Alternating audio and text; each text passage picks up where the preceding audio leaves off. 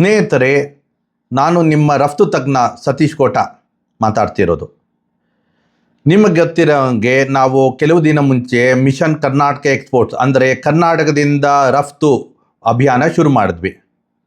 ಅದರ ಅಡಿಯಲ್ಲಿ ಇವತ್ತಿನ ದಿನ ವಿಶ್ವ ಪರಿಸರ ದಿನಾಚರಣೆಯ ಅಂಗವಾಗಿ ಇನ್ಸ್ಟಿಟ್ಯೂಟ್ ಆಫ್ ಅಗ್ರಿಕಲ್ಚರ್ ಟೆಕ್ನಾಲಜಿ ಬೆಂಗಳೂರಿನಲ್ಲಿ ನಾವು ಹೊಸ ಅಭಿಯಾನವೊಂದು ಶುರು ಮಾಡಿದ್ದೀವಿ. ಅದಕ್ಕೆ ಹೆಸರಾಗಿ ನಾವು ಮಿಷನ್ ಕರ್ನಾಟಕ ಅಗ್ರಿ ಎಕ್ಸ್ಪೋರ್ಟ್ಸ್ ಅಂದರೆ ಕರ್ನಾಟಕದಿಂದ ಕೃಷಿ ಎಕ್ಸ್ಪೋರ್ಟ್ಸ್ ರಫ್ತನ್ನ ಹೆಂಗೆ ಹೆಚ್ಚು ಮಾಡೋದು ಅದರ ಅಭಿಯಾನ. ಇದು ಯಾರಿಗೆ ಹೆಲ್ಪ್ ಆಗುತ್ತೆ?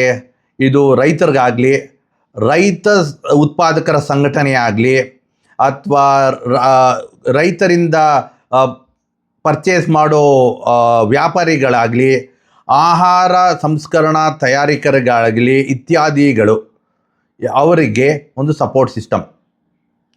ಈ ಸಪೋರ್ಟ್ ಸಿಸ್ಟಮ್ ಅಡಿಯಲ್ಲಿ ನಾವು ರೈತ ಉತ್ಪನ್ನಗಳಿಗೆ ಒಂದು ಮೌಲ್ಯ ಇದೆಯೇ, ಎಕ್ಸ್ಪೋರ್ಟ್ ವ್ಯಾಲ್ಯೂ ಇದೆಯಾ, ಇದ್ದರೆ ಎಲ್ಲಿ ಇದೆ, ಯಾವ ದೇಶಗಳಲ್ಲಿ ಎಲ್ಲಿ ಇಂಪೋರ್ಟ್ ಮಾಡ್ತಾ ಇದ್ದಾರೆ, ಭಾರತದಿಂದ ಎಷ್ಟು ಎಕ್ಸ್ಪೋರ್ಟ್ ಆಗ್ತಿದೆ, ಅದರ ಬಗ್ಗೆ ತಮಗೆ ಮಾಹಿತಿ ನೀಡ್ತೀವಿ.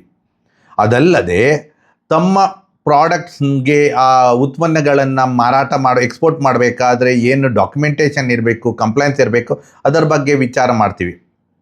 ಮತ್ತು ಆ ಉತ್ಪನ್ನಗಳನ್ನು ಮಾರಾಟ ಮಾಡಬೇಕಾದ್ರೆ ಯಾವ ಇವೆಂಟ್ಗಳು ಅಟೆಂಡ್ ಮಾಡಬೇಕು, ಕಸ್ಟಮರ್ ಎಲ್ಲಿ ಸಿಗ್ತಾನೆ, ಅದ್ರ ಬಗ್ಗೆ ಮಾಹಿತಿ ಕೊಡ್ತೀವಿ. ಇದಲ್ಲದೆ ತಮ್ಮ ಸಂಸ್ಥೆಯು ಎಕ್ಸ್ಪೋರ್ಟ್ ಮಾಡೋದಕ್ಕೆ ರೆಡಿ ಆಗಿದೆಯಾ ಇಲ್ಲವೇ, ಅಂದರೆ ಏನು ಡಾಕ್ಯುಮೆಂಟೇಷನ್ ಇರಬೇಕು, ಸರ್ಟಿಫಿಕೇಷನ್ ಇರಬೇಕು, ಲೈಸೆನ್ಸ್ ಇರಬೇಕು, ಕೆಪಾಸಿಟಿ ಇರಬೇಕು, ಅದರ ಬಗ್ಗೆ ಒಂದು 40 ಪಾಯಿಂಟ್ ಎವ್ಯಾಲ್ಯೂಯೇಷನ್ ಮಾಡ್ತೀವಿ. ಕೊನೆಯದಾಗಿ ನಮ್ಮ ಗ್ಲೋಬಲ್ ಕ್ಯಾಟಲಾಗ್ನಲ್ಲಿ ತಮ್ಮ ಪದಾರ್ಥಗಳನ್ನು, ಉತ್ಪನ್ನಗಳನ್ನು ಲಿಸ್ಟ್ ಮಾಡಿ ಅದನ್ನು ನಾವು ದೇಶ ವಿದೇಶಗಳಲ್ಲಿ ಪ್ರಮೋಟ್ ಮಾಡ್ತೀವಿ.